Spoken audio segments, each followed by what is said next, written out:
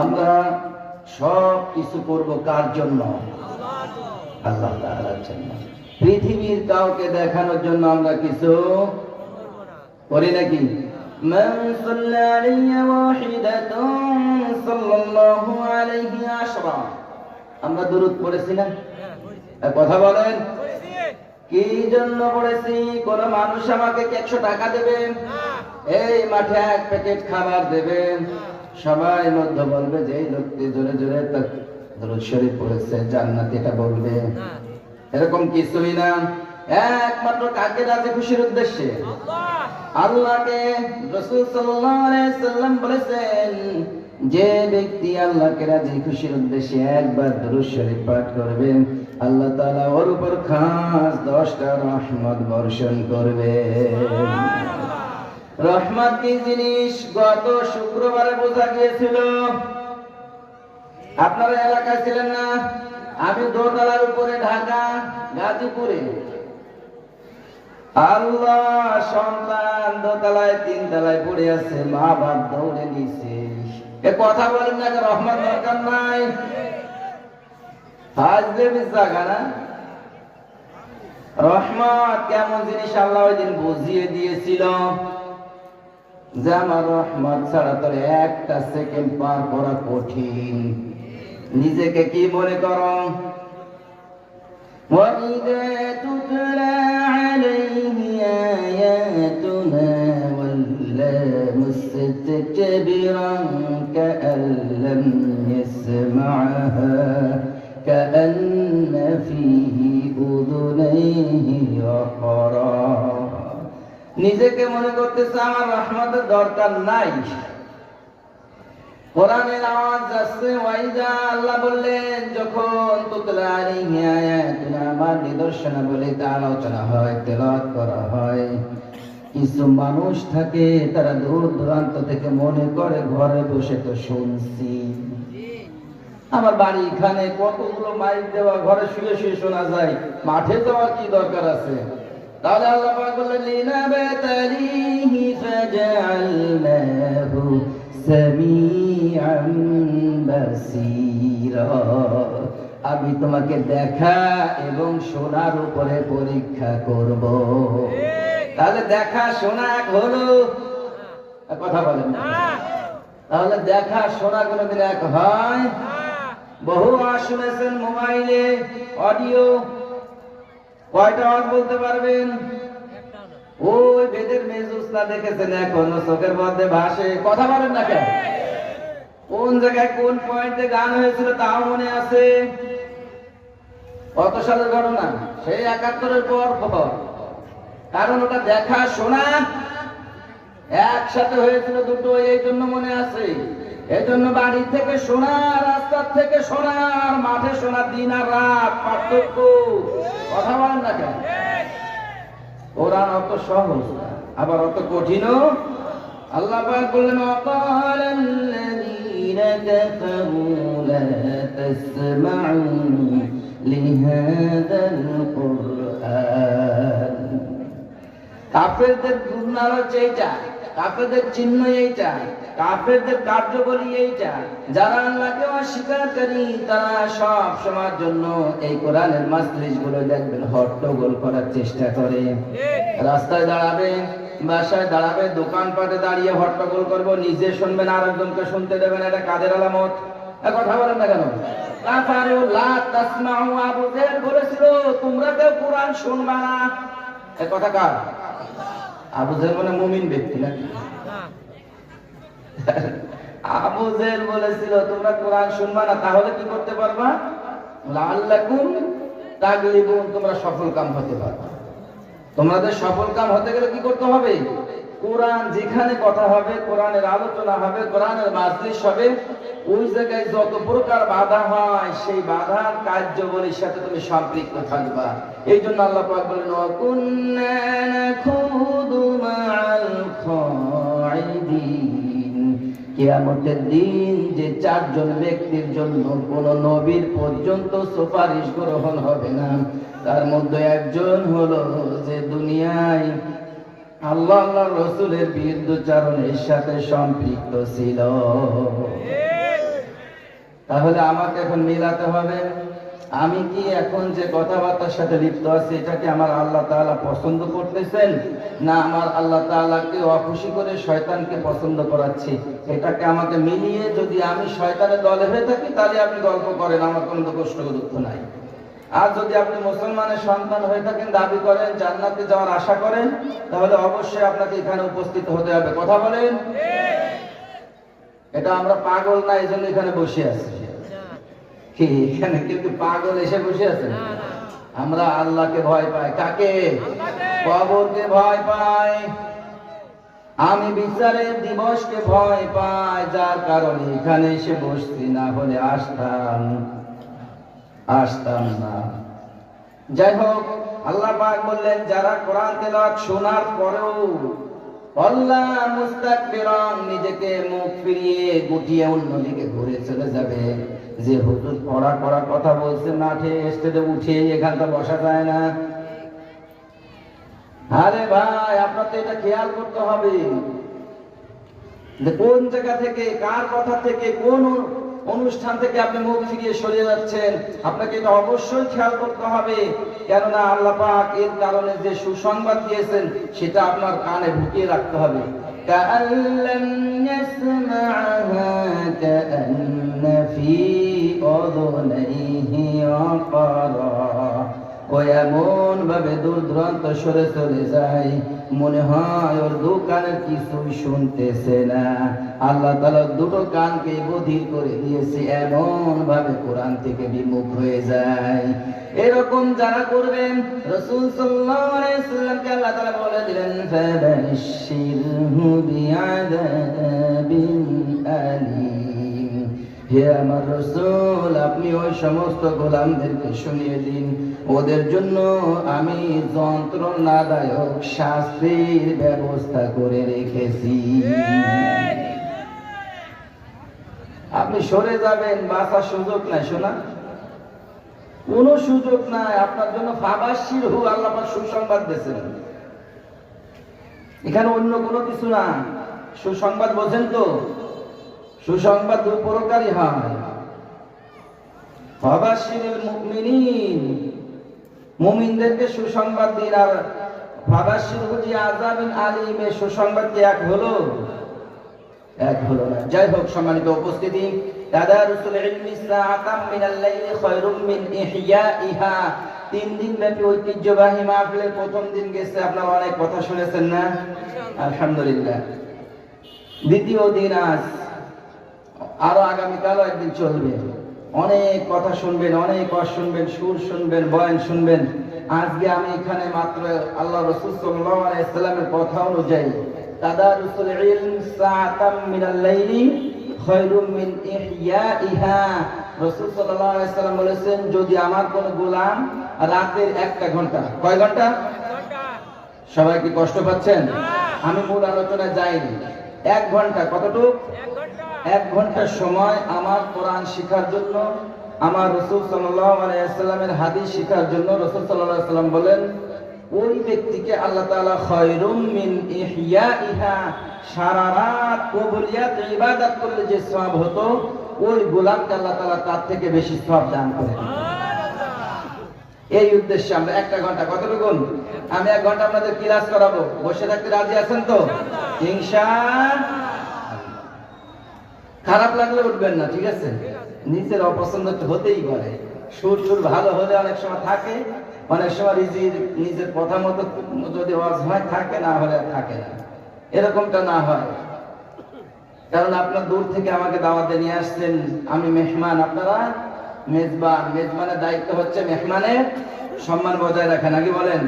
আমার সম্মান গেলে আপনাদের যাবে। যাই হোক, আল্লাহ পাক বললেন সূরা তাওবার ভিতরে, ইন্নাল্লাহা ইশতারা মিনাল মুমিনিনা আনফুসাহুম ওয়া আমওয়ালাহুম বিআন্না লাহুমুল জান্নাহ। আল্লাহ পাক বললেন, ইন্না নিশ্চয় আমি আল্লাহ তাআলা ক্রয় করে নিয়েছি। ক্রয় বোঝেন তো? বিক্রি করেছি আমি, আল্লাহ তাআলা কিনে নিয়েছেন। কি কিনে নিলেন? মিনাল মুমিনিন কাদের থেকে? মুমিন থেকে, ঈমানদার থেকে কিনে নিয়েছেন কে? আমি কার? আমার কিনার দরকার আছে? কিনার দরকারের জন্য আল্লাহ পাক আমাকে আপনাকে সতর্ক করার জন্য আমাকে আপনাকে আল্লাহ তাআলা যে জায়গা থেকে দুনিয়ায় পাঠিয়েছেন। আমরা মানব জাতি কোথা থেকে আসছি? কথা বলেন, জান্নাত না জাহান্নাম? আমরা জান্নাতের পার্টি, আমরা কিন্তু জান্নাতে, আমরা কিন্তু জাহান্নামের বান্দা না, গোলাম নয়। আল্লাহ পাক এই জন্য বললেন, আমি আমার মুমিন গোলাম যারা জান্নাতি এদের থেকে আমি কিনে নিয়ে এসেছি। আনফুসাহুম ওয়া আমওয়ালাহুম, মাত্র দুইটা জিনিসের বিনিময়। কয়টা? দুইটা। হাল আতা আলাল ইনসানি হিনুম মিনাদ দাহরি লাম ইয়াকুন শাইআন মাযকুরা। আল্লাহ পাক বললেন, তুমি তোমার জন্মের আগে একটু চিন্তা করো তো, তুমি উল্লেখযোগ্য কিছু ছিলে কিনা? সম্মানিত উপস্থিতি, আমার কথা বোঝা যাচ্ছে? আমি আপনি উল্লেখযোগ্য কিছু ছিলাম পৃথিবীর জমিনে? হ্যাঁ, একটা গাছের বীজ লাগালে গাছ হবে।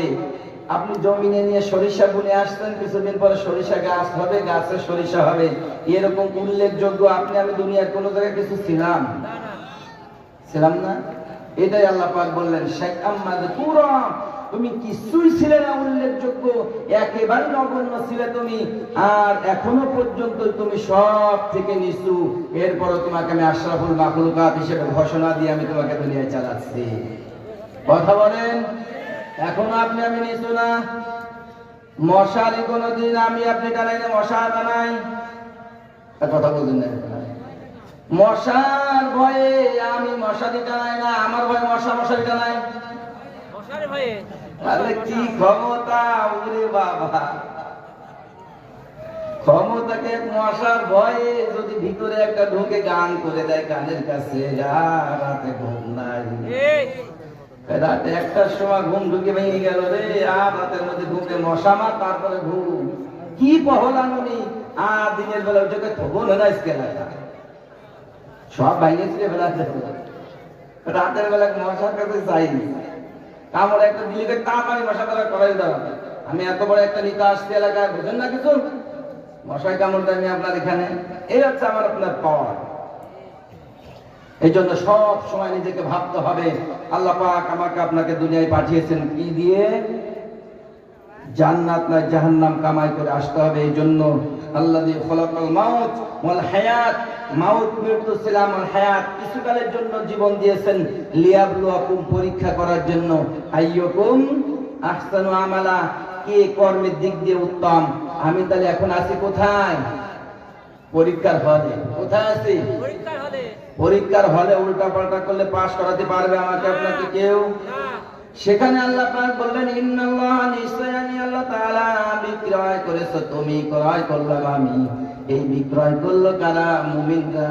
মিনাল মুমিনিনা আনফুসাহুম ওয়া আমওয়ালাহুম, তোমার জীবনের বিনিময়ে আর সম্পদের বিনিময়ে। কি দেব তোমাকে আমি?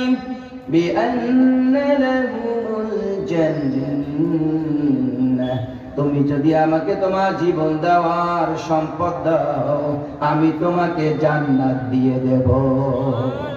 সুবহানাল্লাহ। আরো আসতে বলেন, জান্নাত মনে হয় দরকার নাই নাকি বলেন? আছে। এখন বিষয় হলো কিভাবে জীবন দেব।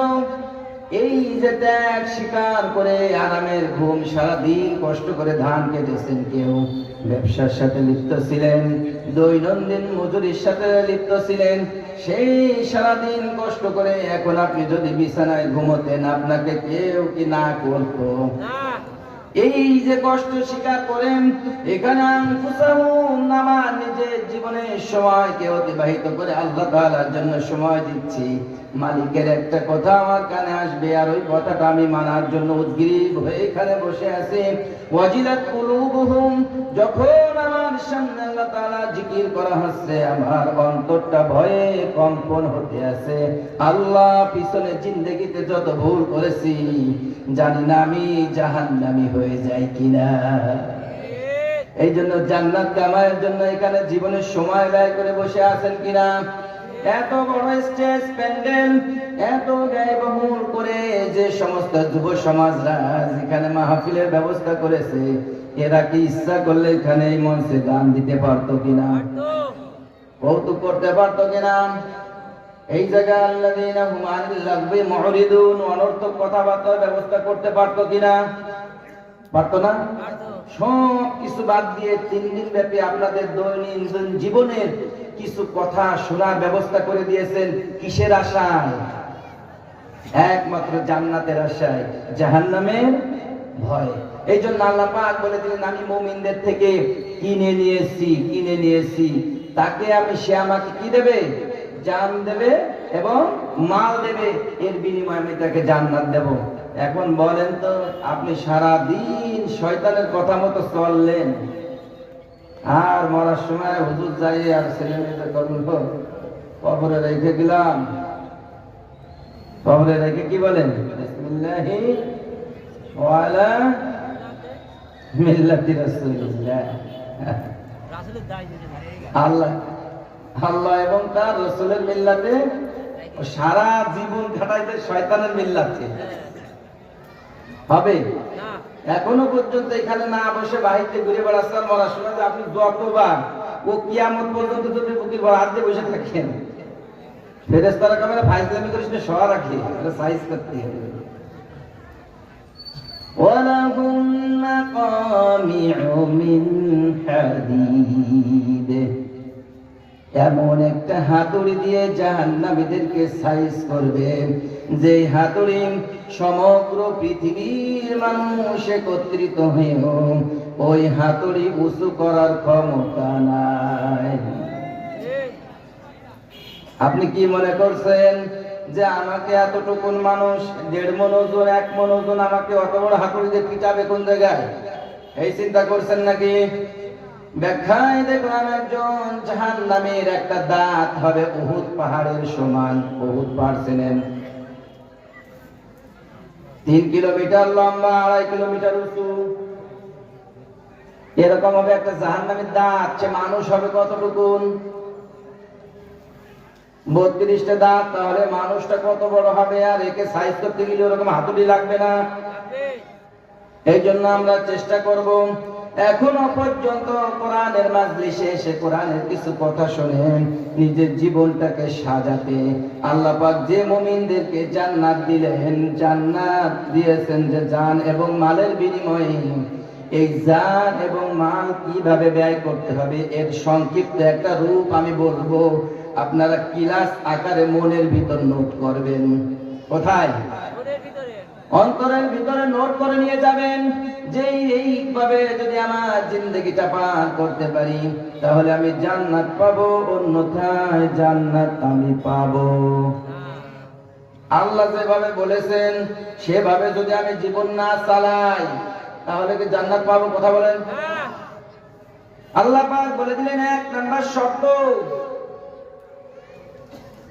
বিআন্না লাহুমুল জান্নাহ, যারা জান্নাত প্রাপ্ত হবে জান এবং মালের বিনিময়ে।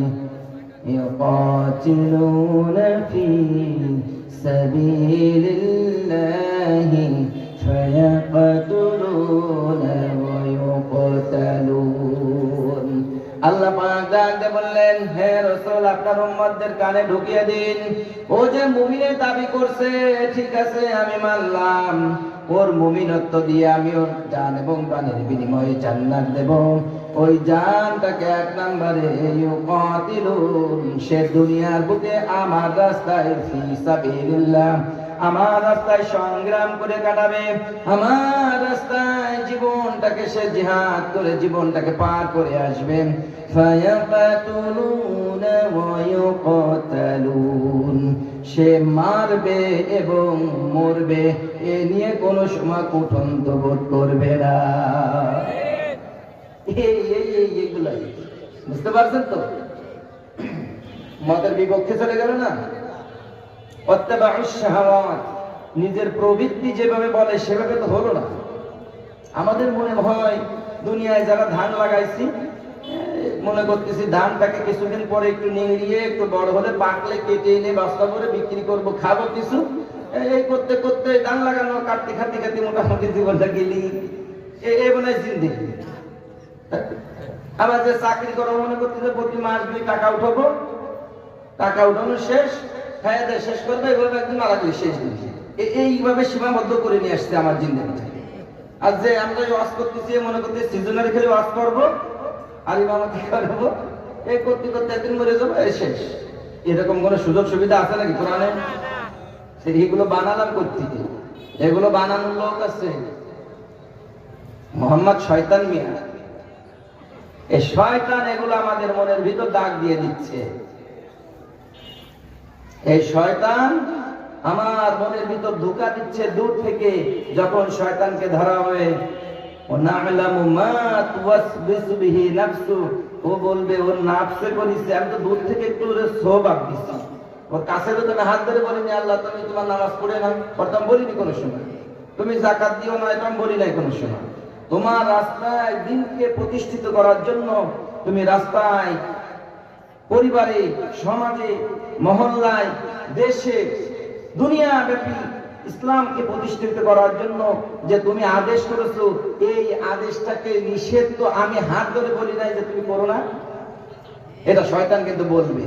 ওই সময় আফসোস হবে, ইয়া হাসরাতানা, ওই সময় আফসোস হবে, ফাকালু লাউ কুননা নাসমাউ আও নাকিলু মা কুননা ফি আসহাবিস সাঈদ। ওই সময় মানুষ আফসোস করে বলবে, হায় আফসোস, আজ যে কথাগুলো আলেম ওলামায়ে দ্বীন আমাদের কানে এসে পৌঁছে দিয়েছিল, ওই কথাগুলো যদি জানতাম, ভালো করে শুনে আর আকল দিয়ে কাজে লাগাতাম, মা কুননা ফি আসহাবিস সাঈদ, তাহলে আমি আজ জাহান্নামী হতাম। এটা আমি আপনি বলবো, কিন্তু ওই সময় বলে আর লাভ হবে? কিছু লোক আছে সমাজ আজকে, ইউরিদুনা লিইউতফিউ নূরাল্লাহ, কিছু লোক আছে তারা দুনিয়ায় আল্লাহ তাআলার নূরটাকে ফু দিয়ে লিবে দিতে চায়। আছে না নাই? তাই ওরে ওই যে কয়জন ওই যে হুজুর দেখতেছো না, ওই একে দাবড়িতে বন্ধ হয়ে যাবে সব কিছু। আমার পাওয়ার সম্পর্কে তোমার ধারণা আছে নাকি? এরা কি চিন্তা করে জানেন? লিউতফিউ, ফু দিয়ে বন্ধ করে দেবে সব কিছু। লিউতফিউ, সব বন্ধ করে দেবে। নূর আল্লাহ বিয়া পয়, মুখ দিয়ে ফু দিয়ে, একটা ফু দিয়ে সব মনে করতেছে ক্ষমতা দিয়ে একদম বন্ধ করে দেবো। এখন দেখে যে কোন জায়গায় ভোট নাই, নিজেরা কয়েকজন স্টেজে লাফালাফি করে, এ কথা বলেন, সামনে কেউ নাই, চেয়ার ফাঁকা। এই করতে করতে ফু দিতে দিতে একেবারে ঠুস হয়ে গেছে সব। এদের সাথে আমাদের উঠা বসা নাই। নূরুল্লাহি বিআফওয়াহিহিম ওয়াল্লাহু মুতিম্মু নূরিহি, আল্লাহ পাক তার নিজের নূরকে নিজেই প্রতিষ্ঠিত করবেন। এখানে কোন গোলামের বাতবাড়িতে চলবে ওয়ালাউ কারিহাল কাফিরুন। এতে যদি কাফেরদের মন খারাপ হয়, তাদের যদি অন্তরকণ ভেঙে যায়, কিছু করার আছে না? কিছু কাফেররা একজন বলেছে বলে যে হুজুরা যদি ক্ষমতা আসেন 20 খেয়ে দাপায় মেরে চলে যাবে। আমি নিয়ত করেছি যদি পাই আমি 20 নিজে কিনে দেব। বান্দরি একটা সীমা থাকে। বলতে বলতে আল্লাহ পাক জবান দিয়েছেন। আল্লাহ পাক বলে দেননি যে তুমি অকস্তিত ফি মাশিক ওয়াগদুদ মিন সাউতিক ইন্না আনকাল্লা সাওতাল সাউতুল হামিদ, তুমি গাধার মতো যা ইচ্ছা সুর করে তাই বলে জবান দিয়ে, এরকম কোন সুযোগ আল্লাহ দেন? এইজন্য আল্লাহ পাক বলে দিয়েছেন ওয়াল্লাযীনা হুম আনিল লাগবি মুরিদুন, একটা কথা তুমি বলবা, হিসাব করে বলবা, অনর্থক একটা কথার হিসাব আমি আল্লাহ তাআলা না নিয়ে ছাড়বো না। আমি আপনি যেটাই বলবো না কেন, অমুক ভাই তমুক ভাই বলার সাথে লাভ দিয়ে পড়বেন, এই অমুক ভাই তমুক ভাই বলনেওয়ালা, ওই তাল দিনওয়ালা সবাইকে কিন্তু হিসাবের কাঠ গড়ায় দাঁড়ানো লাগবে, মনে রাখবেন 100%। এক চুল পরিমাণ আপনাকে আমাকে ছাড়া হবে না। আমার আগে হযরত বলে গিয়েছেন, ফামাইয়া আমাল মিসকালা যাররাতিন খায়রান ইয়ারা, যারা পরিমাণ ভালো করবেন। যারা কাকে বলে জানেন? তাফসীরকাররা বলেছেন একটা বালু কণাকে 70 ভাগ করলে তার এক ভাগকে বলা হয় যারা। ধরবে, চোখে ধরবে? এতটুকু পরিমাণ ভালো করলে আপনি পাবেন। পরবর্তী আয়াতে বললেন ওয়া ইয়ামাল মিসকালা যাররাতিন শাররান ইয়ারা, আপনি খারাপটা করলেও অনুরূপ ভাবে আপনাকে কিন্তু এর জবাবদিহির কাঠগড়ায় দাঁড়াতে হবে। এই জন্য কথা, কাজ, কর্ম, ওই দৈনন্দিন জীবনের পথ চলাকে একেবারে স্বাভাবিক দেখার কোনো সুযোগ রাসূল সাল্লাল্লাহু আলাইহি সাল্লামের কথা অনুযায়ী, আল্লাহ তাআলার কোরআন অনুযায়ী আমাকে জীবন চালাতে হবে। তাহলেই আল্লাহ পাক বলে দিলেন ইন্নাল্লাহা আশতারা মিনাল মুমিনিন, ওই মুমিনের সাথেই আমি কিন্তু ক্রয় বিক্রয়ের সাথে লিপ্ত হয়েছি, যারা তার জান এবং মাল দিয়ে আমাকে আল্লাহ তাআলার দ্বীনকে প্রতিষ্ঠিত করার জন্য জিহাদ করবে। আমি আল্লাহ তাআলার দ্বীনকে প্রতিষ্ঠার জন্য ফায়াকাতুলুন ওয়া ইউকতালুন, মারবে এবং মরবে, শুধু মার খাবে না। এই কথাটা কিন্তু উল্টাবেন না কিন্তু কেউ। আল্লাহ যেটা বলেছেন এটা বোঝার চেষ্টা করবেন। ইয়াকাতিলুনা ফি সাবিলিল্লাহ, তারা সংগ্রাম করবে। কোন জায়গা? ঘরে বসে? হ্যাঁ, ঘুমের যদি স্বপ্নে দেশ এরকম কোন সুযোগ আছে নাকি? ফায়াকাতুলুনা ওয়া ইউকতালুন, তারা আল্লাহর দ্বীনকে বাস্তবায়ন করার জন্য মারবে এবং আগে কই তুই মরেছি সে কাতে পড়ে থাক, আগে কে মারবে, কিভাবে মারতে হয়েছে তাও বলে দিয়েছেন। ফাদার ওয়ার রিকাব, আল্লাহ বলছে আঘাত করতে হবে ঘাড়ে। কে বলছেন? সূরা মুহাম্মদ আল্লাহ ক্লিয়ার করে দিয়েছেন। আমি যদি একটা কথা করে হাদিসের বাইরে বলা অভ্যাস নাই, পারি না, খেয়াল রাখবেন।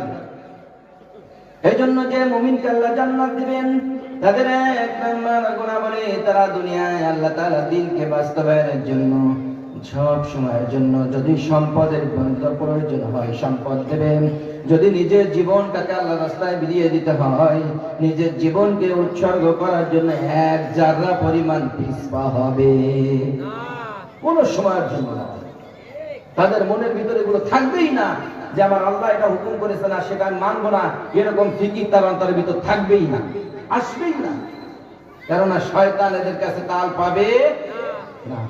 এরপরে আল্লাহ পাক বললেন ওয়া'দান আলাইহি হাক্কান ফিত তাওরাতি ওয়াল ইনজিলি ওয়াল কুরআন। হে মানব সমাজ, হে রাসূল, আপনার উম্মতদেরকে জানিয়ে দিন, তারা যেন চিন্তা করে না যে আমাদের উপর আল্লাহ তাআলা মনে দায়িত্ব চাপিয়ে দিয়েছেন। এই কথাই বলে দিলেন ইতিপূর্বে তাওরাত ইনজিলেও অনুরূপ কথা ছিল। ইহুদি খ্রিস্টানদেরকেও আল্লাহ তাআলা একই আদেশ দিয়েছিলেন, আমার দ্বীনকে তুমি বাস্তবায়ন করার জন্য মারো এবং মরো এবং সংগ্রাম করতে থাকো। এখন আল্লাহ পাক প্রথম বললেন তুমি সংগ্রাম করো। আমি যদি সংগ্রাম করি, আমি যদি আমার চেষ্টা চালাই আর তাতে যদি আমার চাহিদা পূরণ হয়ে যায়, তাহলে মরার কি দরকার আছে নাকি? আপনারা মনে হয় বুঝতেছেন না কথাটা। আমাকে যদি কেউ মারতে আসে আর আমি যদি কাউকে মারতে যাই, এর আগেই যদি আমি মিছিল দিলে ঠিক হয়ে যায়, তাহলে কি দরকার আছে? আমি যদি বলি ভাই আপনি উল্টা পথে আসেন, আপনি সদর পথে আসেন, এসে যদি এসে যায় সদর পথে, তাহলে কি তার সাথে মারামারির দরকার আছে? নাই। আল্লাহ পাক তো অপশন দিয়ে দিচ্ছেন যে ফি সাবিলিল্লাহ, আমার রাস্তায় আগে তুমি কি করো? সংগ্রাম করো। এই সংগ্রাম করতে হবে আমাকে আপনাকে কোন পর্যন্ত? কোন পর্যন্ত? মৃত্যুর আগ পর্যন্ত। তাহলে আল্লাহ পাক কি দেবেন? জান্নাত দান করবেন। এখন আমি কিন্তু সম্মানিত উপস্থিতি একটা সংজ্ঞা বাকি রেখেছি, আপনাকে খেয়াল আছে কিনা জানি না। মুমিন কারা? মুমিন দেখতে হবে না? মুমিনের দলভুক্ত হতে পারছে কিনা এটা তো জানতে হবে। এটা আমি পরে বলবো, আগে এগুলো শেষ করে দিই। ওয়া'দান আলাইহি হাক্কান ফিত তাওরাতি ওয়াল ইনজিলি ওয়াল কুরআনি ওয়া মান আওফা বিআহদিহি মিনাল্লাহি ফাস্তাবশিরু বিবাইইকুমুল্লাযী বায়া'তুম বিহি। দুনিয়ার বুকে আল্লাহ তাআলা থেকে প্রতিশ্রুতি ওয়াদা সম্পূর্ণ করনেওয়ালা ব্যক্তি কি আর দুনিয়ায় কেউ আছে?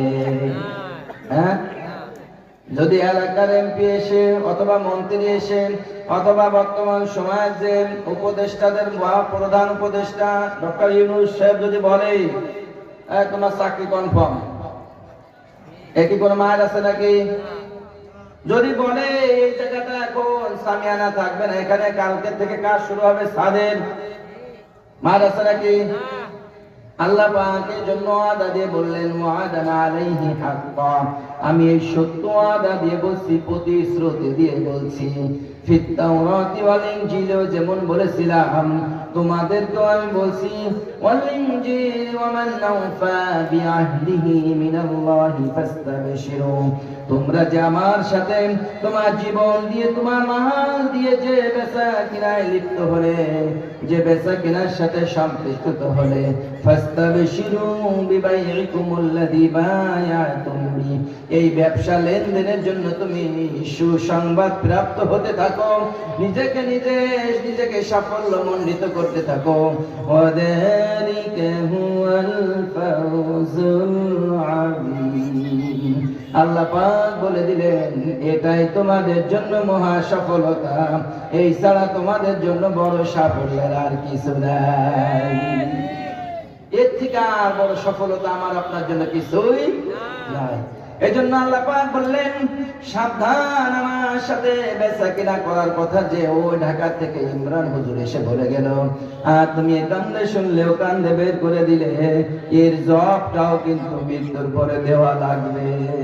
তাদউমান আদবারা ওয়া তাওয়াল্লা কাল্লা ইন্নাহা লাযাম, মৃত্যুর পর যে সমস্ত ব্যক্তিদের শরীর থেকে তার গোশত মাংসকে জ্বলছিয়ে নেওয়া হবে, তার এক নাম্বার কারণ থাকবে তাকে দাওয়াত দেওয়া হয়েছিল আর সে দাওয়াতকে সে প্রত্যাখ্যান করেছে।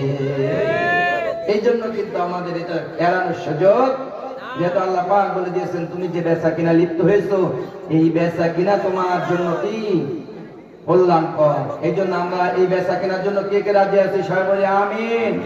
আল্লাহ পাক আমাদের সবার বেচা কেনাকে কবুল করুন, আমার জানকে মালকে আল্লাহ রাস্তায় কবুল করুন। আল্লাহ পাক সবাইকে এই তৌফিক, এই হিকমা, এই যোগ্যতা দান করুন, সব দান করে দেওয়ার।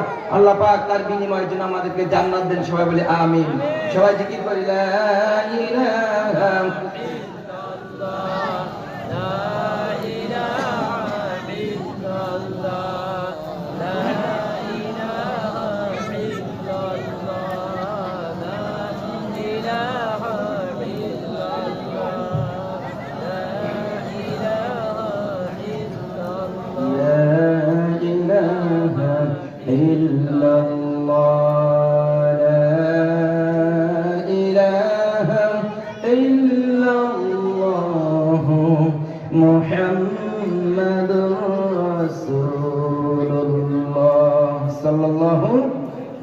এখন আমরা আসি মুমিনকে, আমরা যারা আছি আসলে কি মুমিন কিনা এটা আগে জানতে হবে না?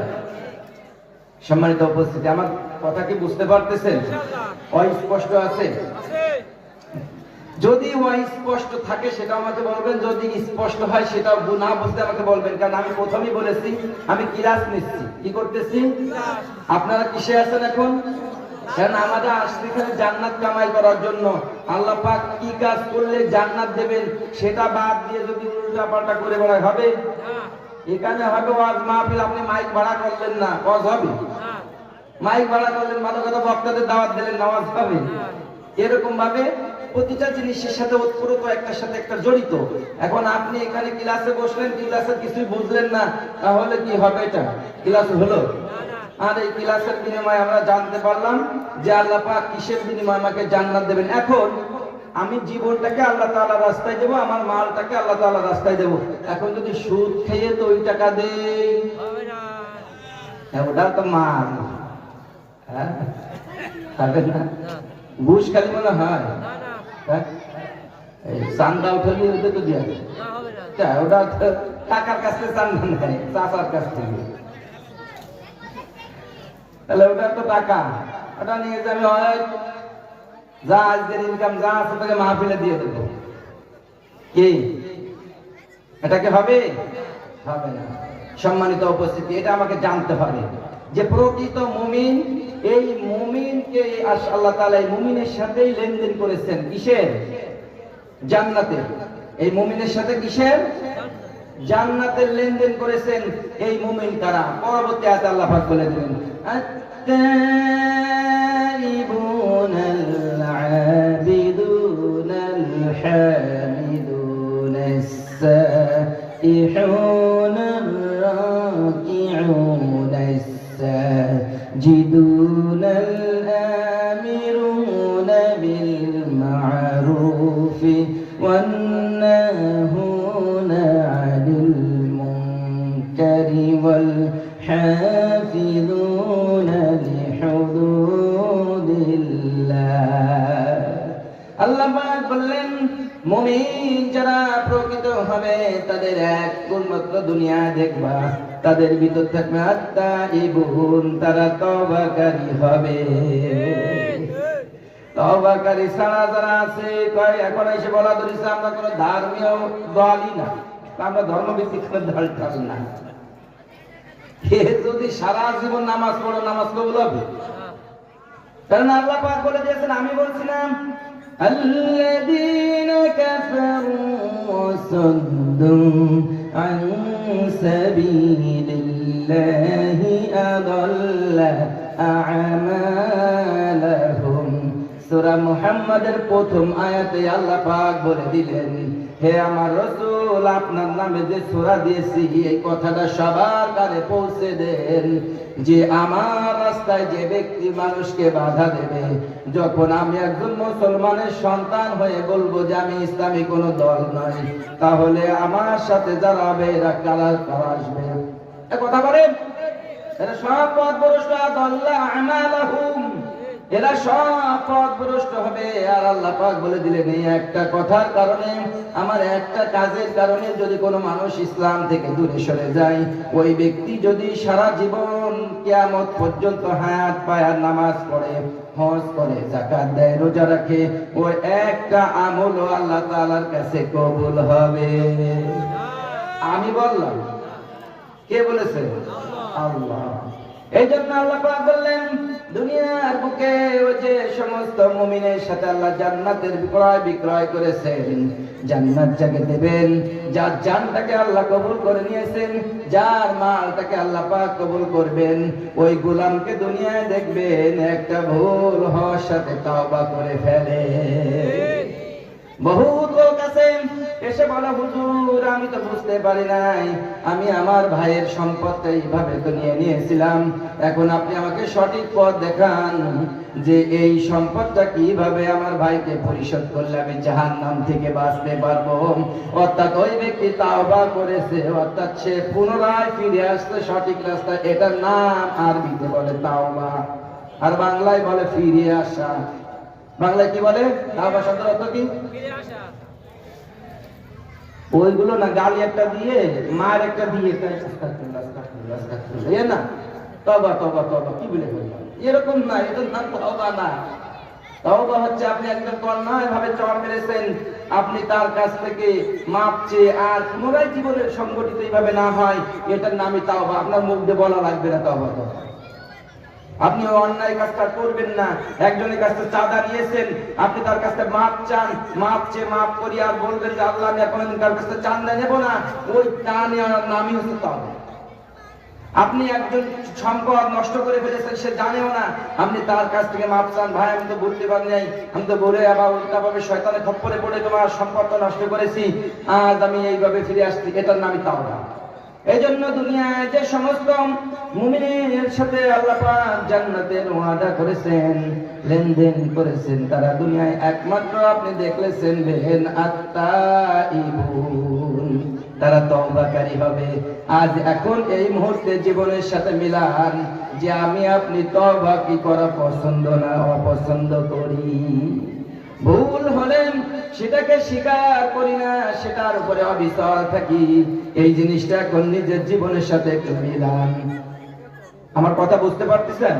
একটু মিলান যে আমি যে দুনিয়ায় আসার পর থেকে এই পর্যন্ত যত উল্টাপাল্টা করেছি, আসলে কি আমি তওবা করনেওয়ালাদের দলবদ্ধ হতে পারতেছি, না নিজের মন মতো যা মন চাই তাই করতেছি, আরো স্পিরিট বাড়িয়ে দিচ্ছি এই উল্টাপাল্টার জন্য? আপনি একটু খেয়াল করেন তো।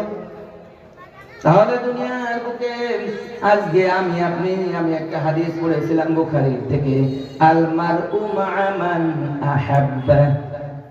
রাসূল সাল্লাল্লাহু আলাইহি সাল্লাম বললেন, দুনিয়ার বুকে তুমি যার সাথে মুহাব্বত রাখবে, যার সাথে চলাফেরা রাখবে, যার সাথে খোশ আমদেদ রাখবে, মৃত্যুর পরে তুমি খেয়াল রেখো ওর কাতারে তোমাকে দাঁড়াতে হবে। তাহলে বোঝা গেল আমার নেতা যে আছে যাকে আমি অনুসরণ করি, ওই নেতা কি তওবা করনেওয়ালা কিনা, মানুষের কাছ থেকে জুলুম করনেওয়ালা। বুঝেন নাই? ও কি তওবা করে? একটা ভুল করে কি তওবা করেছে না? আর ওই স্পিরিট বাড়িয়ে বলে যে অমুকের কাছে আগে 300 দিত এখন 700 আনবি। ওর কথার উত্তর দিল কেন? মোবিল করতে। ও আর স্বীকৃতি জানাইছে কেন? চান্দা দিতে। কে এটা আমার আপনার ভিতরে আছে কিনা? আমি কারোর কথা বলছি না, আমি নিজের কথা বলছি। সুযোগ পেয়েছি তো, আর কি বেশি ভালো ভালো না। এই জন্য আল্লাহ পাক বললেন, দুনিয়ার বুকে তুমি যার সাথে চলাফেরা করবে, ওঠা বসা করবে, খেয়াল দেখো ওই ব্যক্তিটা তওবা করনেওয়ালা কিনা, নিজে তওবা করতেছে কিনা, আর তার মাঝে আমি মুমিনের দলভুক্ত হতে পারছি কিনা। তাহলে দুনিয়ায় যে সমস্ত মুমিনের দাবি আমরা যারা করছি, তাদের 1 নাম্বার গুণ কি থাকবে বলেন? তওবা করনেওয়ালা হবে। এখন থেকে বলেন, আল্লাহ পিছনে যত অন্যায় করেছি তুমি আমাকে মাফ করে দাও। আর যদি কোনো মানুষের সাথে করে থাকেন, তার কাছ থেকে আপনি মাফ চেয়ে তওবা করে ইস্তেগফার করবেন, অন্যথায় নয়। 2 নাম্বার আল আবিদুন। 2 নাম্বার তাদেরকে দুনিয়ায় দেখবা তারা আবেদ হবে, ইবাদত করনেওয়ালা হবে। আজকে ফজরের নামাজ কয়জন জামাতে পড়েছেন? আর জোহর, আসর, মাগরিব, ঈশা পর্যন্ত কয়জন পড়েছেন নিজেই ভালো জানেন। তাহলে মুমিন হতে গেলে আল আবিদুন, ইবাদত করনেওয়ালা হতে হবে। এখন বলবেন, হুজুর আপনি তো বলেছেন 1 ঘন্টা ক্লাস করবো, এখানে কোরআন হাদিস শিখবো, সারা রাত না ইবাদত করলে যে সব হয় আল্লাহ পাক তো দিতে চেয়েছেন। কি এই জন্য আল্লাহ রাসূল সাল্লাল্লাহু আলাইহি সাল্লাম বলেছেন, ঠিক আছে, কিন্তু এর মধ্যে ফরজ নামাজ একত্র নাই। কি নাই? এখন থেকে ঈশার পর থেকে ফরজ নামাজ আছে ফজর পর্যন্ত, ফজরের পরে রাত থাকে। সেই জন্য এখানে সব নফল ইবাদত। কি হবে? নফল ইবাদত। এখন নফল হচ্ছে আপনি ফরজ ছেড়ে দিয়ে নফলের ভিতর ঢুকে গেলেন, এটা হবে না। আল আবিদুন, দুনিয়ার বুকে যারা ইবাদত করনেওয়ালা হবে তারাই প্রকৃত মুমিন। অর্থাৎ মুমিনের কাছ থেকে আপনি এই রেজাল্টটা পাবেন। হে রাসূল, আপনি আপনার উম্মতদেরকে বলে দিন, আমি যে মুমিনের সাথে জান্নাতের ক্রয় বিক্রয় করেছি, ওই মুমিনের দুনিয়ার বুকে থাকবে যে ও তওবা করনেওয়ালা, ইবাদত করনেওয়ালা হবে। আল হাফিজুন, التائبون العابدون السائحون। 3 নম্বর পয়েন্ট বললেন السائحون, তারা রোজাকারী হবে। দুনিয়ার বুকে তারা রমাদান মাস আসলে গ্যাসের ওসিলা দেখাবে না। আছে না নাই? সমস্যা দাঁড়ায় যাবে, সামনে আসতেছে ফেব্রুয়ারি মাসের রোজা। এই জন্য দুনিয়ার বুকে তারা সাইহুন, যারা মুমিনের দাবি করবে এদের থেকে ফরজ রোজা ছুটে যাবে না। তাফসীরে মাযহারির বর্ণনা আছে, কিছু কিছু তাফসীরকারকরা বলেছেন আস-সাইহুন শব্দের অর্থ এই যে আপনারা এখানে কোরআন শিক্ষার জন্য আসছেন, এটাও সাই করে আসছেন, অর্থাৎ সফর করে আসছেন, বাড়ি থেকে পর্যন্ত হেঁটে আসছেন দ্বীনের ইলম শিক্ষা করার জন্য। যারা দেশ দিগন্ত থেকে এক জায়গা থেকে আরেক জায়গায় পাড়ি জমায়, এদেরকেও সাইহুন বলা হয়। দুনিয়ায় আপনি যতক্ষণ হায়াতে জিন্দেগি শেষ নিঃশ্বাস ত্যাগ করার আগ পর্যন্ত কোরআন হাদিসের জ্ঞান অর্জন করা এবং তদ অনুযায়ী জীবন চালানো আপনার জন্য ফরজ। এটাও কিন্তু তার ভিতরে গুণাগুণ থাকবে। দেখেন তো আজকে আছে কিনা? পর্দা দিয়ে খাওয়া করে, আছে না নাই? হোটেলে পর্দা দেয়। يخادعون الله والذين آمنوا وما يخدعون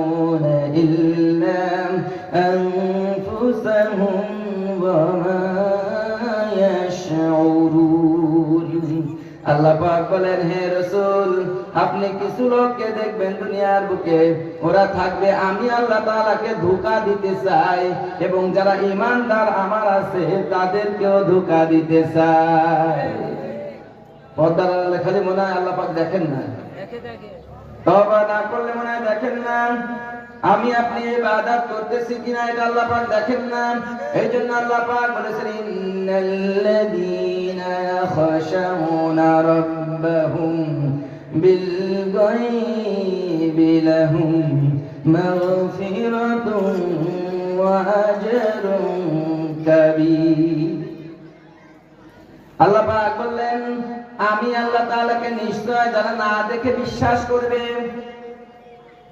ইন্নাল্লাযীনা ইয়াখশাউনা রাব্বাহুম বিল গায়ব, আমি আল্লাহ তাআলাকে না দেখে ভয় করবে, লাহুম মাগফিরাতুন ওয়া আজরুন কাবীর। আল্লাহ পাক বললেন, ওই ব্যক্তিদ্বয়কে আমি maaf করে দেব এবং সর্বোত্তম জাযা বদলা আমি আল্লাহ তাআলা জান্নাত দিয়ে দেব। আমরা না দেখেই সেই মালিককে কি করি? তাইবুন, তওবা করি, আবিদুন, ইবাদত করি, সাইহুন, আমরা রোজা রাখি, الراكعون الساجدون الآمرون بالمعروف। আল্লাহ পাক বললেন, এর মধ্যে একটা ভাগ থেকে গেছে পয়েন্ট, আত-তাইবুন আল-আবিদুন আল-হামিদুন। হামিদুন, সকল সময় প্রশংসা করব কার? কথা বলেন। এই পয়েন্টটায় বর্তমানে একটু সমস্যা হচ্ছে। কি এই পয়েন্টটায় সমস্যা না? আগেই ভালো ছিলাম, কি বলে ফেলেন অনেক সময়, আগে ভালো কে রাখতো? হ্যাঁ, আর এখন ঈমান চলে যাওয়ার মতো কিছু কথা আমাদের জবান থেকে বের হয়ে যায়, আমরা নিজেরাও জানি না। এই জমিন কার? আসমান, সব কিছু যা কিছু আছে এটা কার? আমি কার? তাহলে এর আগে ভালো ছিলাম এখন মন্দ ছিলাম, এ কথা আসে কোথা থেকে? এই জন্য হামিদুন, প্রশংসা করতে হবে কার? বাদাম খাচ্ছেন বসে, বাদাম খালে ভালো লাগে না মন্দ লাগে? বাদাম কে তৈরি করেছেন? আল্লাহ। কে? চাহিদা না? চীনা বাদাম বলে তো। সম্মানিত উপস্থিতি, আমরা অনেক কিছুই না জানার ভান করে পাগল সেজে সন্দেশ খাচ্ছি, এতে হবে না, হবে না। এই জন্য আল্লাহ পাক বলে দিলেন, আল হামিদুন, সকল প্রশংসা আমি আল্লাহ। তুমি যে এখানে বসে আরামে সুন্দর পরিবেশে কোরআনের কথা শুনছো, এই পরিবেশটা যারা করলো, যে মালিক তাদেরকে সামর্থ্য দিল, শক্তি দিল, এই প্রশংসা সব চলে আসে আমার কাছে। আপনি বলতে পারেন, হুজুর আমি আলহামদুলিল্লাহ বলবো না, দেখি কি হয়। وَمَنْ كَفَرَ فَإِنَّ اللَّهَ غَنِيٌّ عَنِ الْعَالَمِينَ। এই কথা আল্লাহ পাক বললেন, হে আমার রাসূল, আপনার উম্মতদেরকে জানিয়ে দিন, তারা যদি কুফরি করে, কি করে? সব সময়ের জন্য কুফরি করে, আমাকে অস্বীকার করে, আমার এতে কিছু আসে যায়। ফাইন্নাল্লাহা গনিয়্যুন আনিল আলামিন, সমস্ত সবকিছুর মালিক আমি, এবং সমস্ত আসমান জগতের সকল সম্পদের মালিকও আমি। ওমান কাফারা ফাইন্নাল্লাহা গনিয়্যুন হামিদ। আল্লাহ পাক বলেন, সমস্ত সবকিছু সম্পদের মালিক আমি, সকল প্রশংসা আমার জন্য। ও আমার প্রশংসা করলেও কিছু আসে যায় না, না করলেও কিছু আসে যায় না। এই জন্য যদি আসে যাবে কার? আমার নিজে। আমি যদি অশুকরিয়া আদায় করি, আমার যাবে আসবে, আল্লাহ তাআলা কিছু যাবে আসবে না। যাই হোক, তাহলে 4 নাম্বার পয়েন্ট ছিল। 3 নাম্বার পয়েন্ট ছিল আল হামিদুন, তারা সব সময় প্রশংসা করবে কার? আল্লাহ, কোন মানুষের জন্য তার নয়। আফাহাসিবাল্লাযীনা কাফারু আইয়াত্তাখিযু ইবাদী মিন দুনি আউলিয়া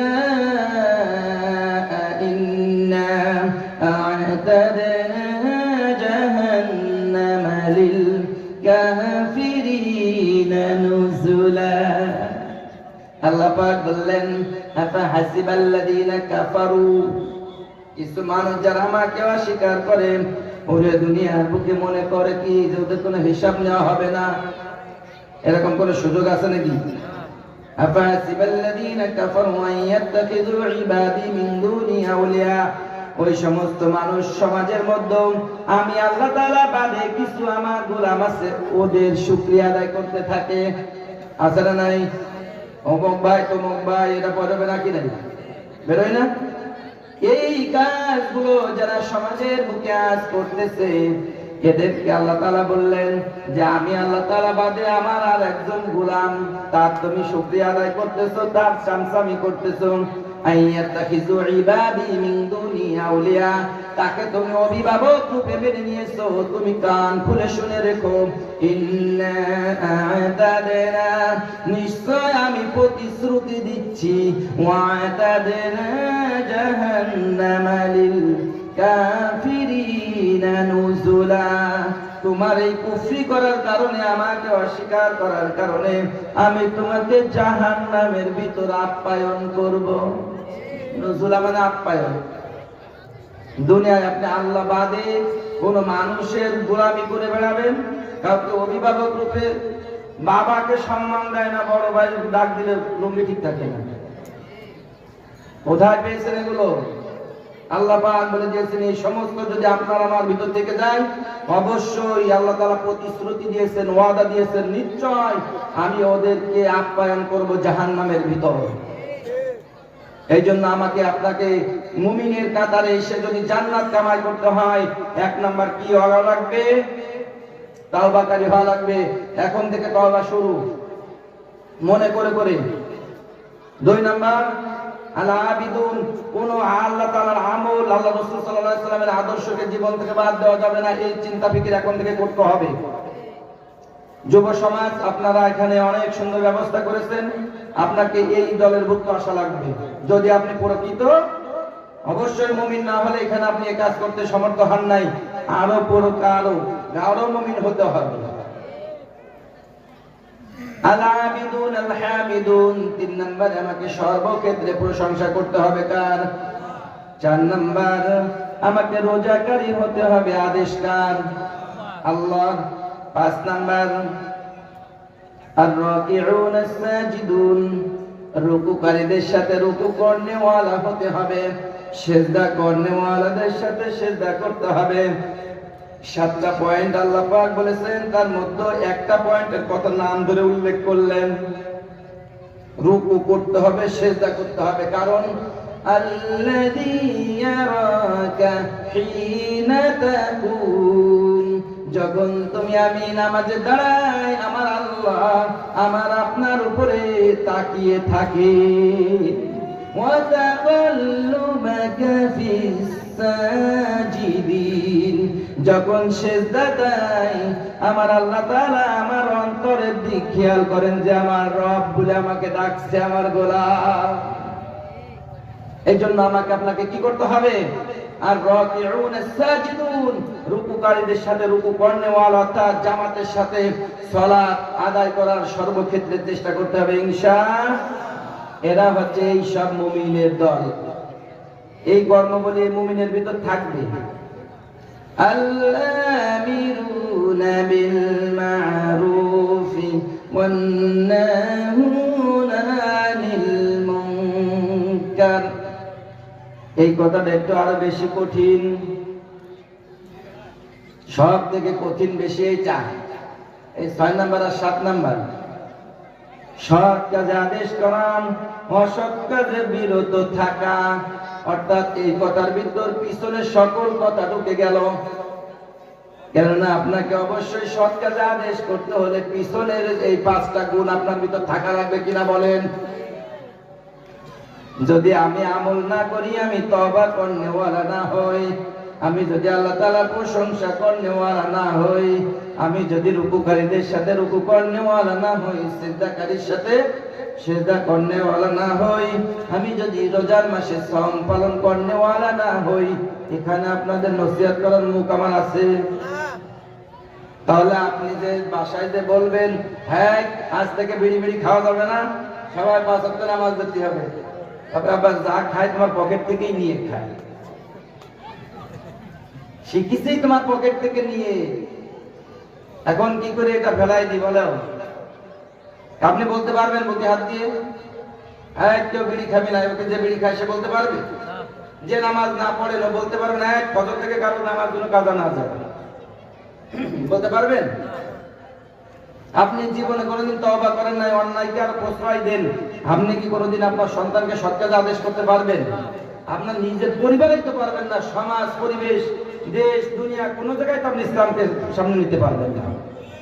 এই জন্য নিজেকে আগে আনতে হবে, মুমিন হতে হবে। মুমিনের দলভুক্ত হলে পিছনের 5টা জিনিস নিজের জীবনের সাথে বাস্তবায়ন। খারাপ লাগতেছে একটু, বুঝতে পারছি।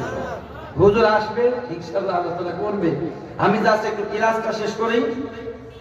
এই জন্য আল্লাহ পাক বলে দিয়েছেন যে যারা মুমিন হবে এদেরকে গুণাবলী কি কি থাকবে মনে আছে তো? তওবাকারী, ইবাদতকারী, প্রশংসাকারী, রোজা থাকা, রোজা করনেওয়ালা, রুকু সিজদা করনেওয়ালা। 6 নম্বরে তারা সৎ কাজে আদেশ করবে। আল আমিরুনা বিল মা'রুফ ওয়ান নাহুনা আনিল মুনকার। অসৎ কাজে বাধা দেবে। আর সমাজে তো অসৎ কাজে বাধা দেওয়ার কায়দাই নাই, নিজের পরিবারেই নাই।